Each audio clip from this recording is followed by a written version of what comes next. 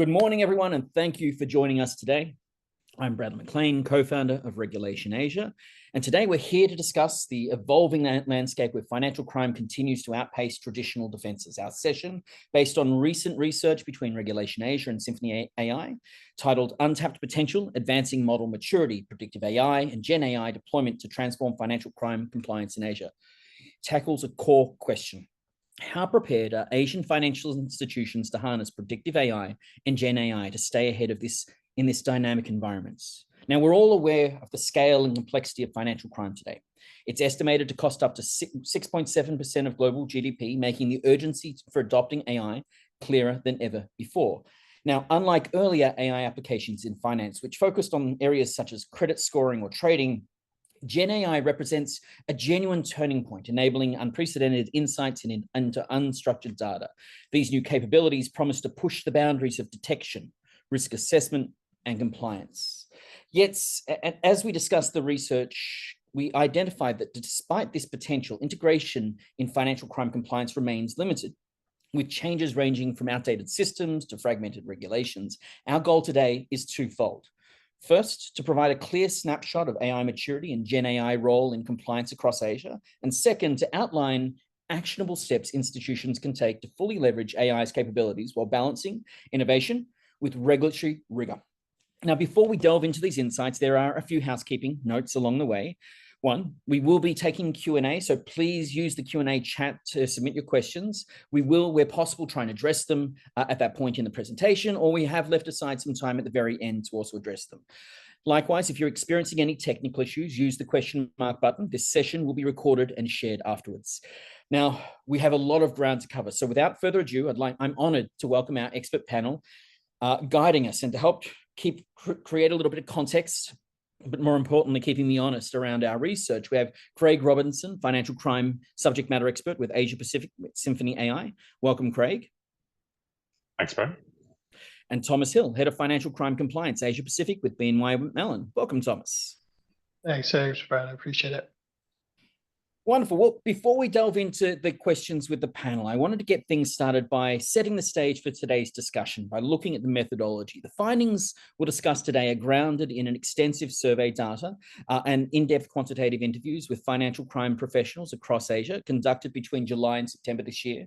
The focus of these interviews and surveys were targeted on mapping out where institutions across the region stand on the adoption of predictive AI and GenAI within their compliance functions, but also identifying what's working, what's not, and where future efforts should be concentrated.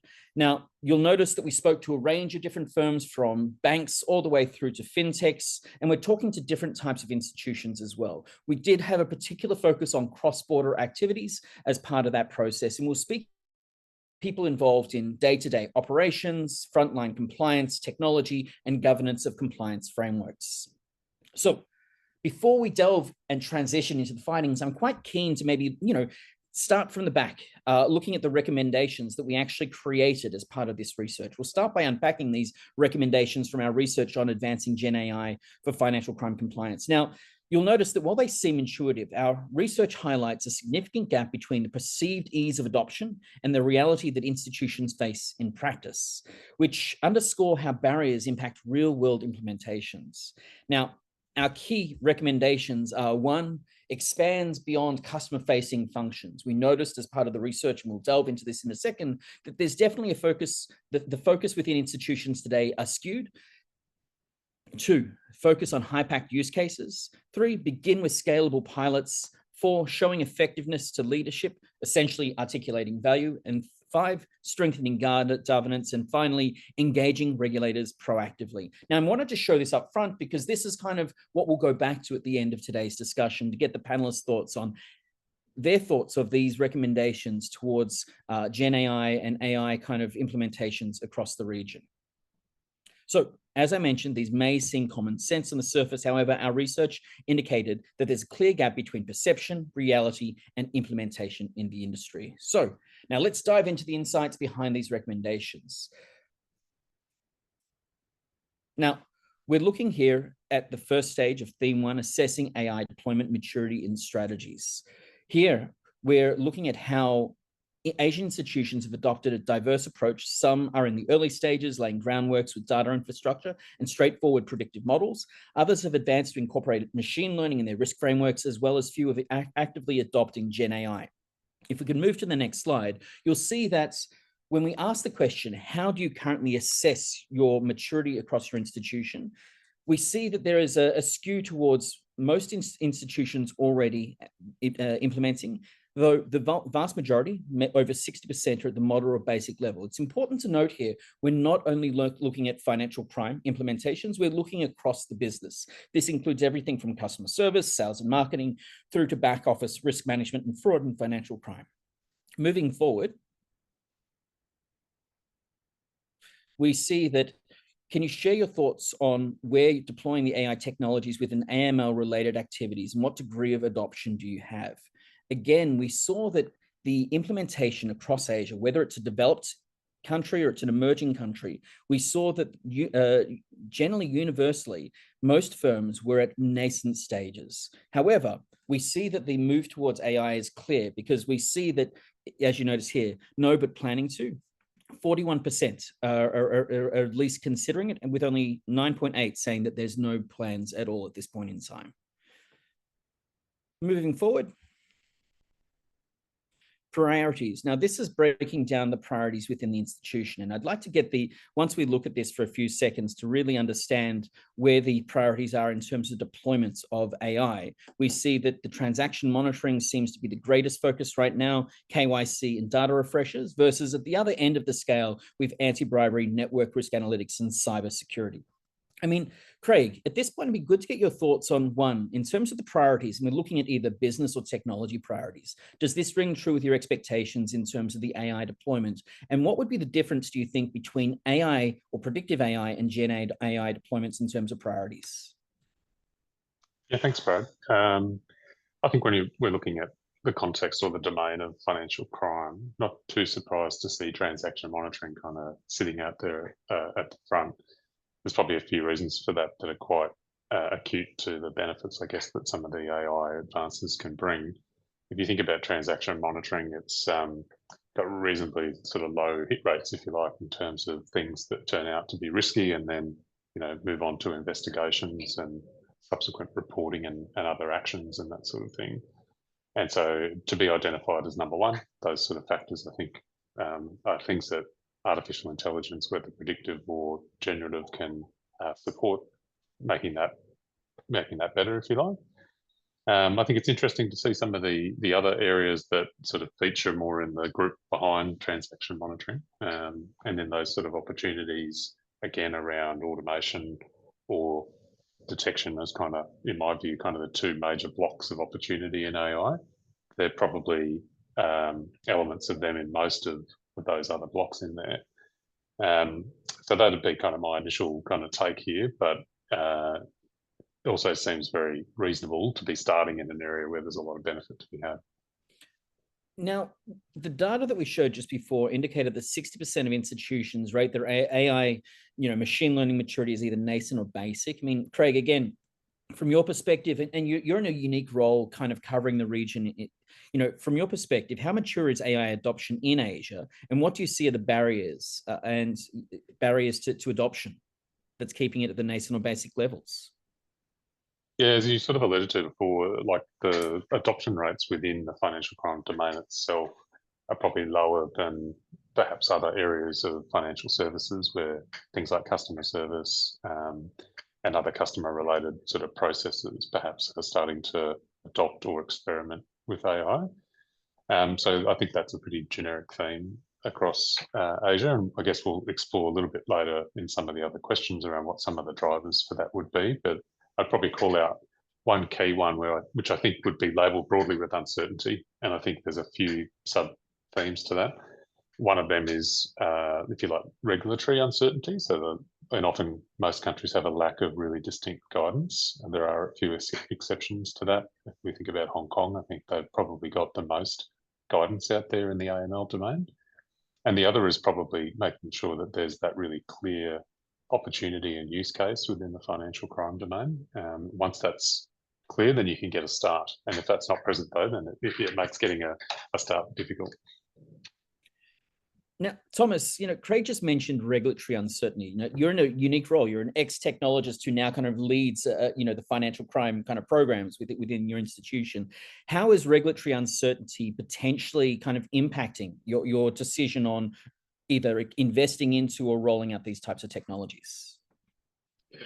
Well, I think just when you're looking to crystallize a value proposition of what you're going to do, it's very difficult to articulate the benefits that you're going to get if you may need to move the goalposts, or you're going to get hit with a risk that you're not able to identify, or a benefit that you're not going to be able to scale potentially across jurisdiction, or across product lines, or whatever the case may be, right? So that uncertainty gives folks pause, not just in the delivery space, but also just in the senior management, willingness to go there is a bit less, because there's risks of execution and investment not coming to fruition.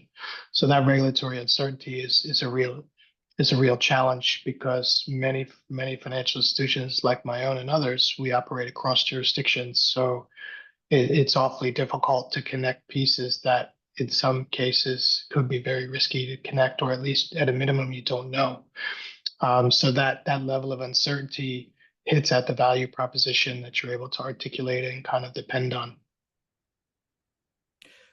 Craig, just deep diving a little bit more on that regulatory certainty issue. You've highlighted, in Hong Kong, there's been some guidance. There's been the ethical AI kind of frameworks in Singapore for some time. I mean, are there any other parts of Asia you think that is kind of making clear progress towards regulatory certainty around the use of AI by financial institutions?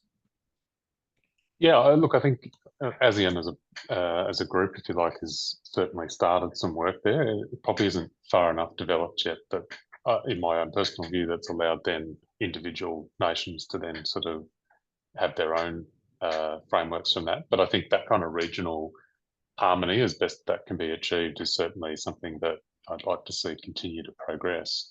Countries like Vietnam, I think, have also released frameworks and guidance around the use cases for AI more broadly at a national level. But again, there's an opportunity once that is done, so that domains like financial crime or others can then start to think about how that applies and how do you give guidance to the regulated sectors. A country like Australia, where I'm based, has been very focused around identifying what high risk AI use cases are and conceptualizing a framework around that, which I think that approach is also useful in the financial crime context. If I just pick one of the elements of that framework to give you an example, it talks about thinking about the impacts on consumers and people. So if you can't sort of opt out from being subjected to, for want of a better term, AI models and the like, then that would be a factor that would consider an AI implementation of higher risk. And in that sense, if you're a financial services customer and so your transactions are monitored and there's AI as part of that, it's a very difficult thing at a individual or company level to opt out of. And so that then requires some guidance around, well, how do you deploy, and where are the ethics and where are the responsibilities and where do they lie when you use artificial intelligence in those particular settings? So I think getting to those levels of detail is also really helpful at the national level. And so that, again, you've got to consider all of the different aspects and stakeholders in this, but balance it with the outcome is probably my final comment on that. So if we're trying to prevent financial crime, we don't want to, let's say, hamper that effort because of the obvious benefits of preventing financial crime. One of the other interesting kind of countries that came up in our research was also Malaysia, which looks like it's calling for an ASEAN-wide, essentially kind of harmonized framework around the use of AI. Yet again, still very, very early days. There are also other countries such as China, which we won't go into too many detail today, but have already rolled out specific GenAI frameworks at the national level. So I'm also just wondering, Thomas, I mean, when we look at this nascent stage, this was both across developing markets and emerging markets. Does that surprise you? No, actually it doesn't. I mean, the rate, this is quite an area of disruption, both technically and in the regulatory space. So it's going to take some time for that piece to align, but also internally. internal to the institutions themselves, I would say disruption could be applied there as well. Everybody has their own definition of what AI is. Everybody has their own definition of priority, but not a lot of people know underneath the components with which they need to have in place to really accelerate the development. So there are a lot of things which we may talk about in a little bit more detail later, but just things around data and governance, model management, those sorts of kind of fundamental things, if you're going to make something like this a success, are difficult to do. And organizations, given the technical disruption, aren't necessarily aligned to that yet. So when I look at these numbers, it doesn't surprise me at all, because it's going to take time for that whole paradigm shift of the structure to happen internal to these institutions, and then marry that to the regulations and the kind of executability of things as those start to take shape. So it's a real challenge for us on the financial institution side to face off to this. I mean, looking at those challenges, Thomas, I mean, in your experience, is the AI sophistication influenced more by technology limitations, regulatory factors, or other kind of operational aspects within the institution?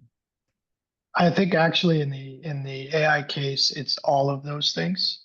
The level of disruption and sort of the technology itself is pretty significant, right? But do you marry that to, okay, how do we as an organization prioritize the use cases, right? It's not surprising to see transaction monitoring at the front of that queue, because that's the easiest one, in my view, to quantify, right? It's a simple math problem, right? So you can get there fairly easily. But when you're talking about things like anomaly detection, and how do you contextualize that into a broader benefit, it's very difficult, right? So I think each of these components actually kind of amplify the difficulty for someone to come with a clearly defined solution in a clearly defined space, one that is from a risk standpoint, you could be comfortably able to execute.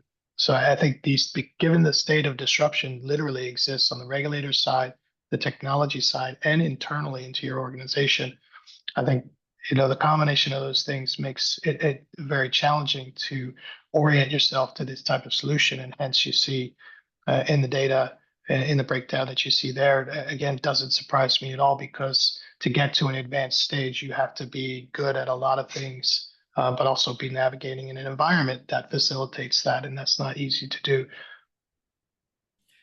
Craig, I just want to pick up on one of Thomas's kind of points there around the use cases. Again, if we're considering that the same kind of breakdown, developed markets versus emerging markets, and they're both obviously at this nascent early stages of adoption, would you consider that the use cases that they're considering to be the same as well? Or would they be taking different approaches given different kind of problems? I think if looking at the financial crime domain, like when I talk to different institutions who are in what we might refer to as an emerging market versus developed, the core of the issues is pretty similar. So I actually do think that probably the market sort of status or stage of development is potentially less relevant here. And I think that, Thomas, your comments around the sort of disruptive nature of it is probably being felt in the same way. And obviously every organisation or institution, depending on the complexity of data and systems and all those sort of things that they have, that might be a kind of factor that brings more to bear on it. But I think again, I go back to those couple of areas that I spoke about before, like you've kind of got the fine stuff that's risky, the detection piece, and then you've got the other side of it, which is automate the work or help the people who are involved in the work.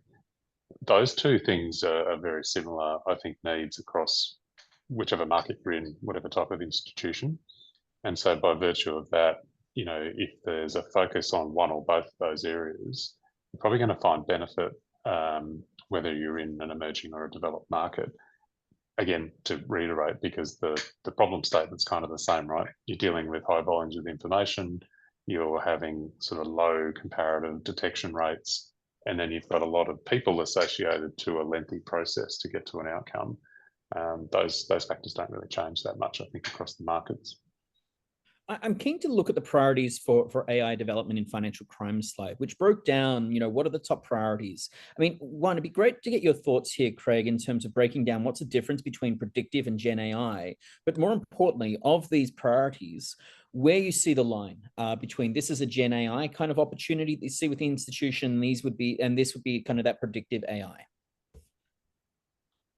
Yeah, I guess on the definitional side of things, well, firstly, I think most people probably who are joining the webinar know that artificial intelligence has been around for some time and has been quite heavily used in a lot of fin crime settings, particularly in the context of things like machine learning and predicting risk and that sort of thing. And therefore, the newer entrant, if you like, into the scene has been generative AI, which is probably clocking a couple of years now. And so that's probably the market shift in what can be done in terms of using AI.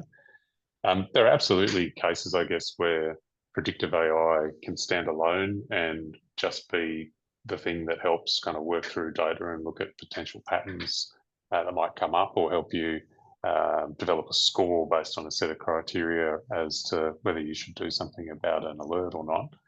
And generative AI similarly can have a very kind of isolated use case, which could purely be like Copilot type approach to dealing in natural language and letting people ask questions about data or summarizing information. I think what's interesting is when you kind of combine the two together, right? So a simple example might be if you use generative AI to deal with unstructured data, make comparisons, and then use predictive AI to kind of give you a score on what you do next. That would be one example of that. But hopefully that, in a very simple sense, lands kind of what are the differences between the two. But yeah, I think a takeaway point here is that they can be used in isolation, but together work quite powerfully as well. So if we look at this graph on the screen that looks at the top priorities from AI deployment in financial crime, how would you expect this to evolve over the next 3 to 5 years? Thomas? Well, I think Craig's started to go down that path, but I think if you look at facing off to the different items on this graph, the combination of generative and predictive AI are going to solve these problems, link the solutioning across these different risks potentially.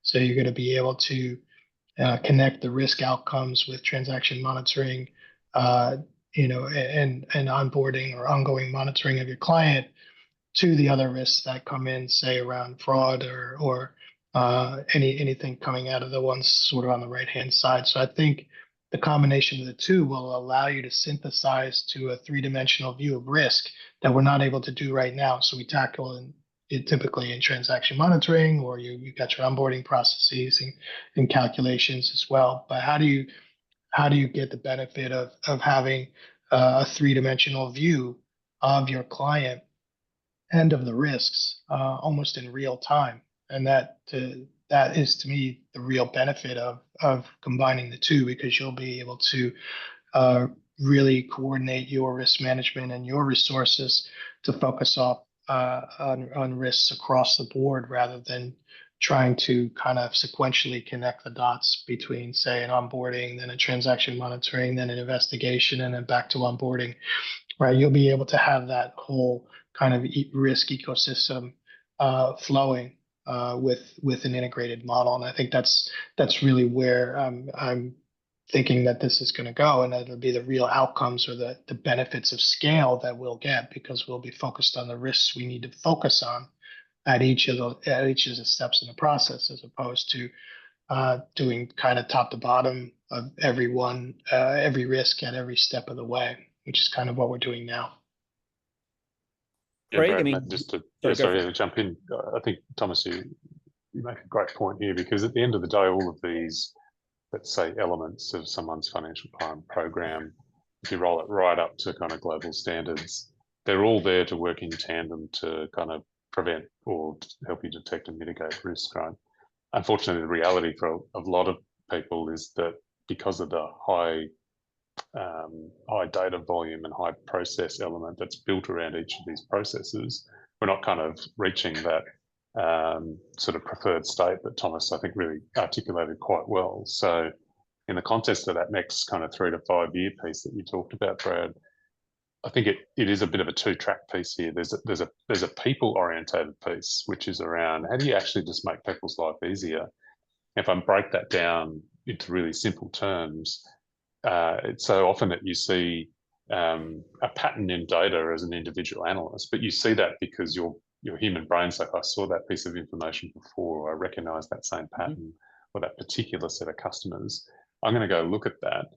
Where you want to be much more driven by information and data to get that outcome. Otherwise, you do end up kind of managing risk almost in kind of separate pipes, if that makes sense.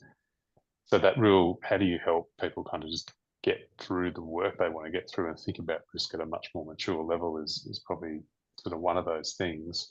And you can get people there through automation and some of the tasks that they need to perform that might take 80% of the time they've got allocated to investigating something. Like getting all the data collated and looking at the KYC and all that sort of stuff. And then only a small percentage of the time actually thinking about, well, what does this mean to me in context of the risk that my organisation's kind of facing from organised crime and that sort of thing. You want to kind of reverse that so that you're spending much more time thinking about that latter question and proportionally less time on the sort of data collation and understanding piece. And overall, you can condense the time of investigation down compared to what it is to today. I think it'll be interesting, I think, as we think about what's on the screen here, and we fast forward to one of the future questions, which is like, how do you measure what success looks like? I think that is something that will start to evolve as well across that sort of 3 to 5 year dimension. So yet again, if I'm just kind of summarizing that, I mean, it sounds like for both of you, you don't necessarily expect that there would be a significant change in terms of the priorities, but just essentially going to be more efficient and more effective because we're marrying kind of the predictive AI with the Gen AI. Let's, for example, use PEPs and sanctions as an example. Right now, the AI may be focused merely on name screening, but in the future, it's going to be paired with something that could hopefully help contextualize the relationships on a case-by-case kind of scenario that will allow us to process things quicker. Yeah, I think that's true, Brad. And I think let's not miss what Thomas was saying, though, in the sense that while we kind of, even on this chart, we kind of look at a series of activities that help you find where the risk might sit. I think we want to see them kind of coalesce and come together a bit more. So you're kind of sitting more at like, well, beyond just a transaction, but more at a relationship with a particular customer, like what risk is being posed by them or to them from a financial crime perspective. I think if that can be tied as to like, how do I get to that end state? And therefore, how do I use AI and other things that will help me achieve that outcome? That will start to take us away from the more tactical things that are natural to do first, because you want to build some efficiency into your process. Absolutely. There's always the reality of P&Ls and making sure that you're a cost-effective operation, but that only takes you so far. So I think you've got to come back to, well, why are we doing it? And I think as Thomas talked about before, it's about risk management. And so that's in some way got a feature as that sort of future state. And that third dimension, I guess, that Thomas talked about just before. I'm quite keen to move to the next slide, which really looks at, the second theme, the advanced AI and Gen AI kind of technology. Not all AI is equal in the world of fraud and financial crime. I mean, Craig has already walked us through, predictive AI has been instrumental in detecting patterns and managing risk, but Gen AI brings unique capabilities itself to analyze, summarize, and quickly contextualize unstructured data. I mean, we asked the respondents about how they're using Gen AI technology within their AI frameworks.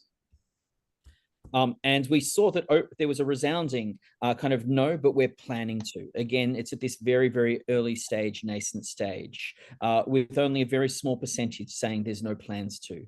Moving to the next slide. We asked them, where are the use cases that they see that Gen AI applications are within their business? Again, we saw looking at that relationship, transactional client activity monitoring being one of the bigger use cases, alerts processing, investigations and operations, as well as on the KYC side. I mean, Thomas, from your experience, does this ring true with your expectations, or are we missing here in terms of where you see the top potential for Gen AI applications within AML programs? Well, I think it certainly fits. When I look at Gen AI, you can pretty much apply it to anything we do in financial crimes compliance. So any process, you want to talk about a feedback loop with a QA function that feeds in, you can do that all the way to what you have on the screen. You can do lots of different things with it. I think the important word you used earlier, which I think is the crux of it, is context or contextualize. We're providing context, and these are, I think, use cases that people are very familiar with, and I think probably I would expect over time that the data one, the segmentation one, the values of those or the scores of those would go higher. But those are a little messier, sloppier type problems to solve for and crystallize. So it's not surprising that they're there, but for this to work, those numbers, for example, would need to come up. But I think realistically, we can apply it anywhere. The idea is, how do we ultimately put the context in place, as you say, so that we can look at the risk that we actually need to care about. So it's not about ultimately what we've heard historically as a checkbox exercise, right? Effectively, that's what we're doing in a lot of different places, to say that we've got an onboarding and due diligence program, we've got transaction monitoring program, check, check, check, check, check. But how are we putting the right context on this so that we can look at what we need to care about and what we not look at what we don't need to care about? That will help in the budget and the P&L point, but also where Gen AI can really come into play here to facilitate that. I mean, Craig, when you look at this, does it ring true with your expectations? Is there anything missing? Yeah, I think, broadly it does. And I think Thomas's points around data in particular is one that I would agree with. I often use the term, data is the lifeblood of financial crime, essentially. Like, if you've got good data on things and you can use it well, it's really going to help you manage your risk. So there's definitely more opportunity, I think, in that component that you see here on the screen. And I think more broadly about this, I think there's going to be a balance here, and like picking areas here where you might go, am I proportionally spending the right amount of time on that activity commensurate to what I'm trying to manage from a risk perspective? And if the answer is no, then maybe there you're more sort of tactical use cases where you could gain some ground, if you like, in reallocating resources to something else where you do want to spend a bit more time. Right through to the other end of the scale where you start to think more about, well, what's the actual step change in the experience of the people who ultimately are probably still always going to be the ones who are making the judgments about, do I retain this customer? Do I onboard this customer? Is this a typology that I need to be concerned about actioning, putting controls in place and reporting to, my FIU and that sort of thing?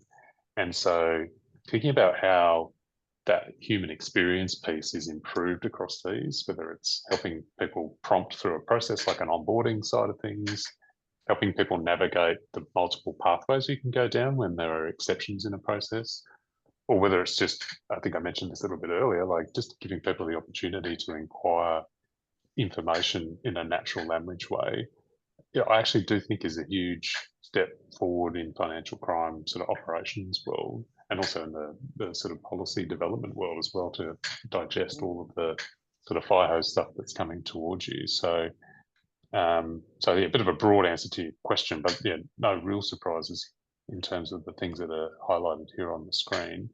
The one that I would suggest that maybe, I'd see the score increasing as well would be the model development, because that'll become more important over time once we start deploying different types of artificial intelligence, because your ability to manage and govern those will require hopefully more time than the activities that flow out of them in the end, if that makes sense. So one of the questions from the audience is actually around smaller institutions. Before we get to that, I mean, Craig, I'm quite keen to get your thoughts on, large multinational regional firms versus smaller institutions. The use cases, are they going to be the same here, or are you going to think that there's going to be a different prioritization? So between like a small and a large firm, for example. Yeah, exactly. A smaller regional firm. I guess, large firms have their own problems. Yeah, so I'm just reading the question as we're talking as well. It's a good question because, on one hand, if you've got bigger budget and bigger capability and that sort of thing, then you might assume you can make quicker progress. comparatively at the same time, you might have a lot more complexity to navigate because you've got multiple systems and legacy information and those sort of things that you need to contend with as well. But I think for both small or large, I'd always come back to the point of like, find something that's really tangible. It's almost in that quick win category. I kind of use the start small, scale it, and go from there. So I'd probably say that is a similar thing, whether you're a smaller institution or a larger one. Keeps costs down, it keeps risk down, and it allows you to kind of make sure that any governance you've got around what you're doing works, because it is small scale. Capacity, I think, is probably the other one that is maybe built into that as well. That I've talked to some larger institutions, and they've now got their own internal AI development teams and AI kind of ethics teams and that sort of thing. Sometimes a smaller institution might not have that capability, or it's just got one or two people. And so then the question of like, how do you partner with certain external firms to help you navigate this, whether they're the provider of the technology or someone who can provide some really good advice or share experience, I think start to become some of the other factors that help you de-risk it.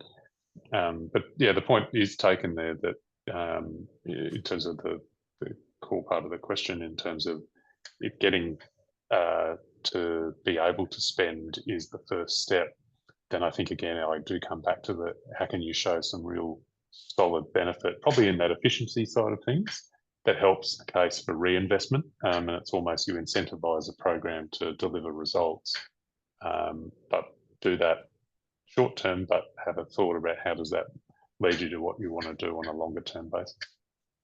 We were talking about capacity, Thomas, just the other day. I mean, this was one of the biggest concerns you had. It wasn't the technology, it wasn't the regulatory frameworks, but it was the capacity building. That, if we do shift everyone into Gen AI, potentially that comes at risk for our model team somewhere else, that we could have weaknesses in our programs. Could you walk us through a little bit more of your concerns you have around the capacity side? Yeah, it's capacity, especially as Craig mentioned, with some of the smaller firms, capacity is an issue. But I think regardless the size of the institution, it's all of the touch points in, all of the prerequisites that you need to have in place that need to facilitate AI. We have to remember AI is a tool, it's a capability, but in order for us to affect that capability in the right way, we need to invest in, say, data, model development, and compliance function that can actually interpret and navigate in a quantitative space. All right, so these are fundamental paradigm shifts that are happening in how risk is being defined and measured and acted upon, none of which have anything to do with AI.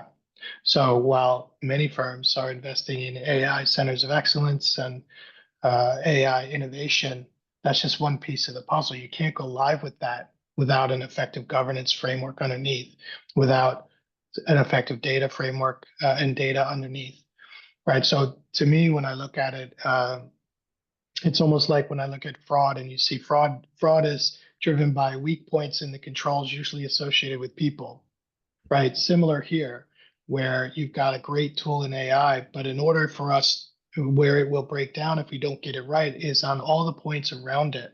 Do we have the right people managing it in the different functions? Do we have the capabilities around data, around model management, et cetera? Are we plugged into the right regulations in the right jurisdictions, et cetera? Right. Those are the touch points to the organization, which for me need to be invested in if you're going to be successful with AI. AI in and of itself is not going to make anyone a success. And I think that's important to understand because people, especially at a senior level, say AI, oh, I know what it is. I'm down with it. Let's go do X, Y, and Z. But what does that really mean? You've got to invest in a capability, but you've also got to reshape your organization underneath. And I think that's really important for us. It's a critical success factor for these type of implementations. Reshaping your organization is a really interesting point. I mean, I've had the privilege recently to be involved in our annual awards, and we have a big fraud and financial crime section. And there has been a lot of, interestingly, technology firms are applying for the AI awards, but also banks who are building in-house tools. Of that, you have some of the largest firms in the world, as well as some very small regional firms. And I know that our underlying research has pointed that most of these deployments are nascent, but when we looked at the firms that were actually deploying real-world use cases, they were the smaller institutions that got in. But I think it was either one, leapfrogging, or it was a senior level board buy-in that they had into those projects to really push them to be live. But again, they weren't the obvious markets. One of them was from Malaysia, another one was from Thailand, just like real world use cases where they'd actually been able to articulate the value of those kind of use cases as well. Yeah, and they can be a little more nimble, right? A smaller organization and in a smaller use case potentially, or even if it's a big use case, getting yourself oriented in a small organization, sometimes a little bit easier. Partnering with firms to do X, Y, or Z sometimes is a little bit easier. So, in a way that doesn't quite shock me. Now, in terms of scaling, they'll have or a smaller bank will have a different challenge in terms of scaling potentially than a larger institution might have. I'm not saying one's better than the other. These are just different challenges firms are going to face as they take this on. But that doesn't surprise me what you say.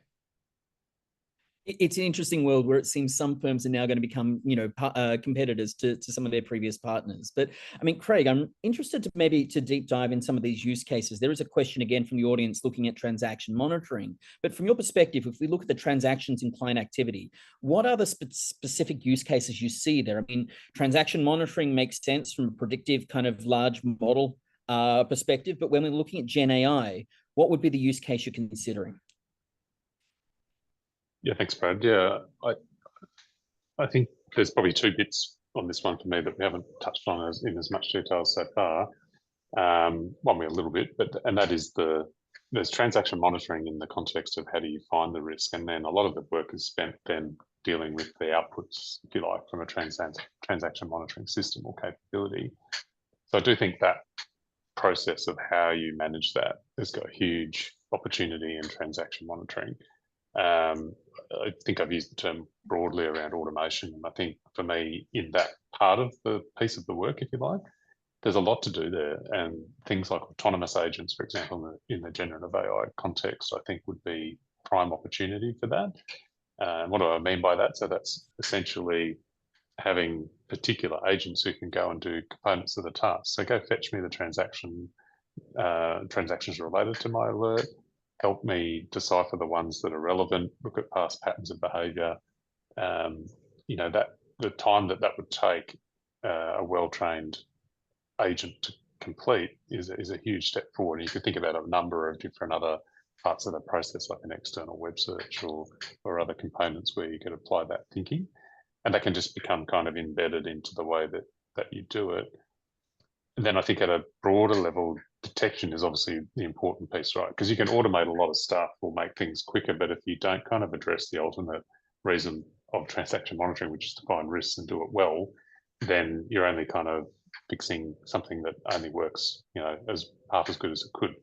So I think the other opportunity for me is around how do you use the opportunities of generative AI to say, if you've got really good models to find things that are risky and they're relevant to your type of business or your country or whatever, then, why not kind of share that as part of an ecosystem as well? So there's a lot of discussion and a lot of effort these days, rightfully so, that goes into that share information about bad actors in the system and make sure that they don't re-enter or that consumers don't lose more money to a scam. And they are absolutely valid things to do. But if at the front end of that process, you've got some parts of industry who are really good at finding those risks and able to mitigate them quickly and others that are not so good, then the gap between those two is kind of the time that criminals will exploit, right? And do something like launder money or steal money off people. So if, organisation A can share the models with organisation B, and then they're both equally quick at mitigating a new trend or just suppressing something that, criminals are trying to launder money or whatever it is, I actually think that is one of the kind of system changing opportunities in the context of transaction monitoring compared to the way things are done today. So regulator releases a bunch of guidance, everybody goes off and writes their own rules, no one shares them, and there's a whole high degree of variance then in how people perceive that risk and how they then seek to sort of find it. There's a lack of kind of collective around that. So again, I think it's thinking more strategically about the outcome, but then thinking about the opportunity to use federated models or machine transfer learning and those sorts of opportunities to do something that we do today in a different way. Going back, and yet again, this is one of the questions from the audience, but it kind of aligns with that, with your thoughts there quite well, that you're talking about, model sharing, changing the approach that we're doing versus the current status quo, which is, the regulators issuing a guidelines. I mean, are there any markets in Asia kind of embracing this model sharing from a regulatory perspective? What do you think, which regulators are taking the most proactive approach to promoting AI development and this kind of information sharing? I'm interested in Thomas's view on this as well, because from my own perspective, I think there's interest from a few markets. Action is probably less so. I think there's a few fundamental areas that everyone's trying to grapple with in this sort of context. One of those is the context of there's information, you need to understand it, assess your risk, design controls, execute those controls, and then sort of manage and report that risk at the other end. That's a fairly fundamental piece that everybody does and is generally expected. The second one is kind of being very clear on who's accountable for all of the steps in that process within an organisation. So when you talk about being data or model-led to find those risks and then use that as kind of your entry point to those two concepts of risk management and accountability, I actually think that takes a little bit of a shift in the way we think about things in order to make that happen, because it kind of breaks the mold a little bit. Fundamentally, it's still going to get you to the same outcome and hopefully actually a better outcome. But I think those are the kind of conversations and discussions that need to be had. And we're not quite saying we take a blank sheet of paper and kind of recast the way we do all of this, but in some elements of that, I think we do. And I think that only comes through engagement and people trying stuff. And I think where certain markets have actually set up a sandbox or an environment that allows people to kind of do this, those are probably the only ways you're going to sort of break through the glass. And without that, and obviously supporting frameworks, it's going to be very difficult, because otherwise it all becomes very theoretical. Thomas, same question. Yeah, I would echo that. It's not surprising you don't see it, because you do have kind of hard walls of data privacy and intellectual property and those types of things where, how do you share that across, right? So I think, at least on the privacy sides, things will evolve, as they'll have to evolve if governments are serious about tackling money laundering in a meaningful way, especially as these paradigms start to crystallize a little bit more. But I like to think of it as just kind of rethinking the ecosystem and how people are connecting. I think it will need to go through some sort of regulatory construct, whether you're talking about information sharing, whether you're talking about connectivity across models, et cetera, or model development or scenario or typology assessments, et cetera. So it's very difficult for us to do that right now. If you look at Cosmic, for example, in Singapore, that's taken a few years to come to fruition, and it's absolutely the way to go, but still it's in a nascent form yet. So there's a lot more that needs to kind of take hold on that side of things as well, in order to facilitate any of that in a meaningful way. Craig, you mentioned that same better outcomes. I mean, when we look at some of these use cases, maybe for the institutions, it could be same but better. But from a regulatory perspective, there are some use cases that could be worse. And I've actually had recent meetings with various kind of regulatory bodies around the region on SaaS reporting, for example, where better Gen AI use could actually within SaaS reporting could lead to quicker, more detailed reporting, but potentially lead to more efficient reporting versus effective reporting back to the regulators, because they could be potentially overwhelmed with more reports than they can actually handle or investigate. I mean, when you look at these use cases, how are you building that into the system, or what are the considerations? Is anyone thinking about this at the moment, about efficiency versus effectiveness? Yeah, and look, there's been some great work done by the Wolfsburg Group, who I guess advocate for change around financial crime and talk to this very concept. So hopefully most people in the webinar are familiar with that. from earlier this year if you aren't, have a read, because I think it really helps with that whole, like, how do you be effective? So that's a reference point, I guess. To your point around the regulatory stance, like, I think most regulators would agree that they want high quality reporting, not volume. There's a fine balance, I think, then for industry to work out. If I'm going to use technology to help me do something, and I know that there's been active regulatory enforcement activity, I've got to balance this risk that I might not get something right and not report it, versus sort of going to the other end of the scale and saying, here's all the things I find that I think's risky, over to you. And ultimately, this is a question we probably can't answer with AI, but it comes down to, like, who's owning the risk? Is this ecosystem approach we're talking about going to change that dynamic or make that more of a shared construct at the moment? Because from my own view, I think you'd probably say industry probably owns more of that risk than any other stakeholder right now. And maybe we need to kind of think around, there's definitely going to be ownership with industry, no question about that, but how do we better perhaps share that responsibility in smart ways? So therefore, when I get to your question around, like, how does generative AI help that? Yeah, look, at a very, let's say, tactical level, you're right, like consistency and reporting to a regulator to get the information you need in a format that's digestible and usable, that addresses, for an institution doing it, quality control and all of those things that they need to manage. That is a great opportunity, right? It still needs to be front-ended by you detecting the right stuff in the first place.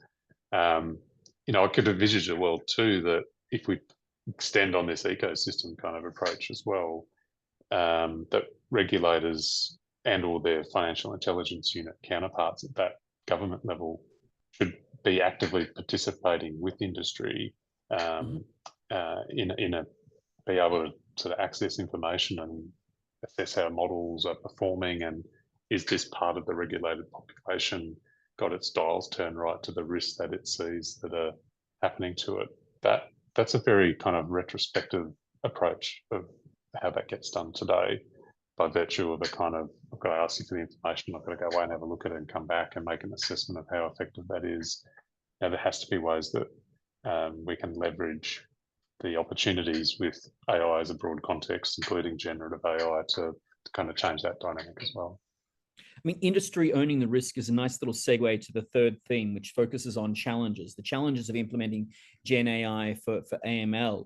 I mean, I'm quite keen to look at the top challenges here slide, which focuses on, AI for AML. There's not a lot of surprises here in terms of the data that we saw, with the biggest kind of concern being integrating AI into existing AML systems, data quality. Likewise, privacy was top of mind.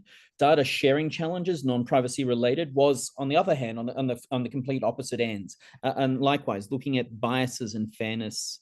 I mean, Thomas, it'd be great to get your thought on, as we move from this nascent early stage, we move from POCs to live, would you expect that these challenges would change?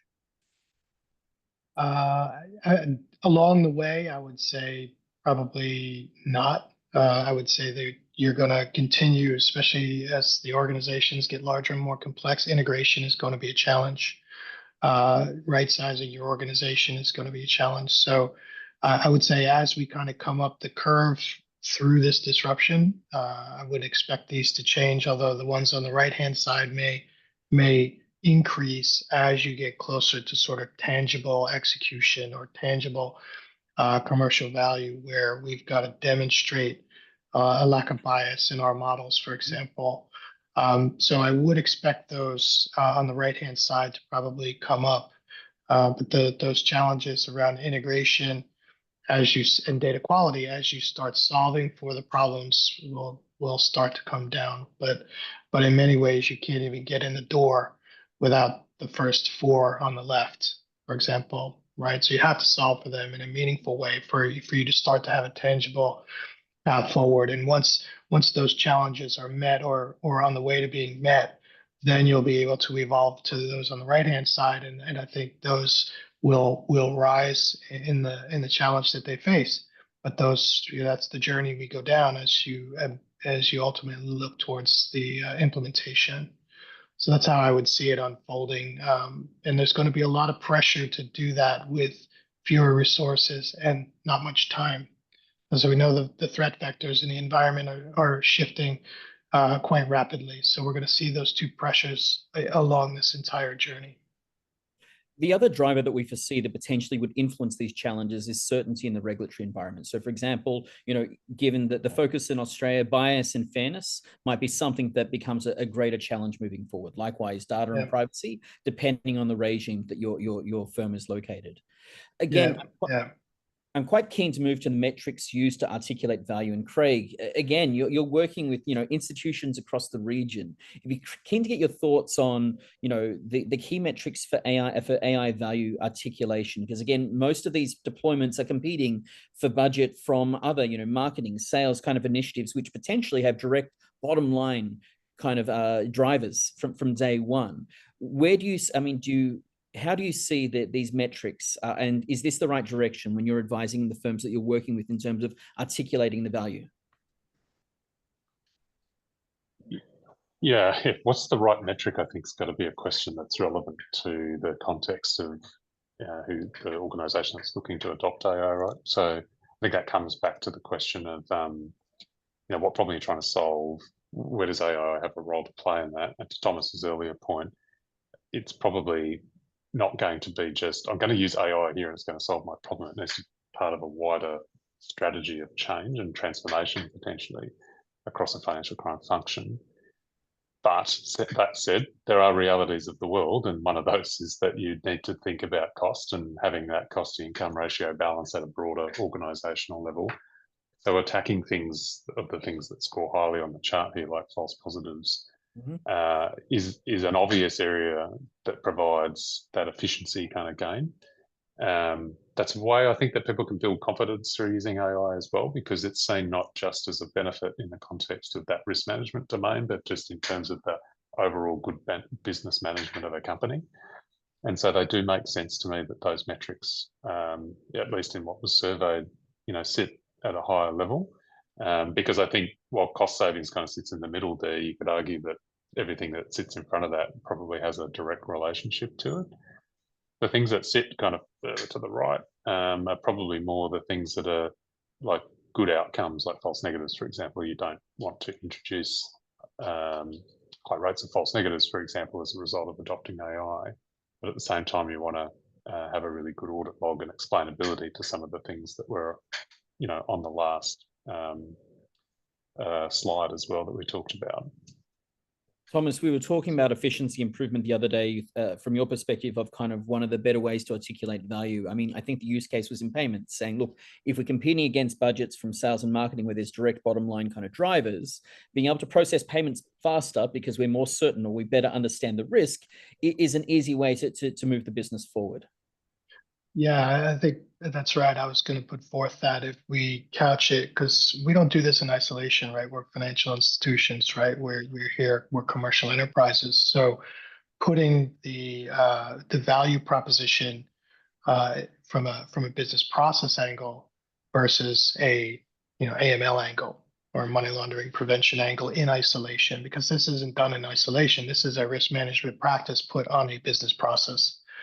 Right. So if we're looking using the payments example, if we can articulate that you invest X, Y, and Z with us here on the money laundering front of the payment, making risk management on payment front, but your STP rate, we expect to go from 75% to 98%.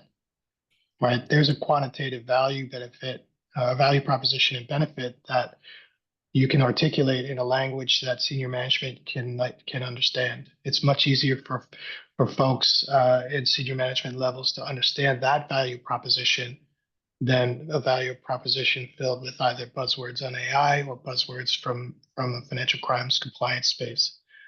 So couching in that as part of the commercial proposition, I would offer is a good way to try to drive that cost benefit through the organization to get the funding with which you need. Because at the end of the day, you are going to generate efficiencies if you do what you say. And of course, you're going to generate increased commercial activity, which is going to help the bottom line. So it kind of turns it into a win-win versus us coming to the table saying, hey, please give us X and we promise to do Y.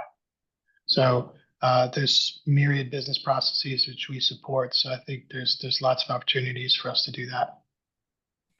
I'm very mindful of time, and we've just gone a couple of minutes over, but I'm very keen to quickly jump to the recommendations. I mean, for me, reflecting on everything we've discussed today, I see these recommendations, I guess, as a roadmap for institutions to move forward. With that in mind, Thomas, Craig, it'd be great to get your thoughts on what you see are the most critical recommendations for institutions to start their journey and help, I guess, realizing impactful AI use cases within their institution. Craig?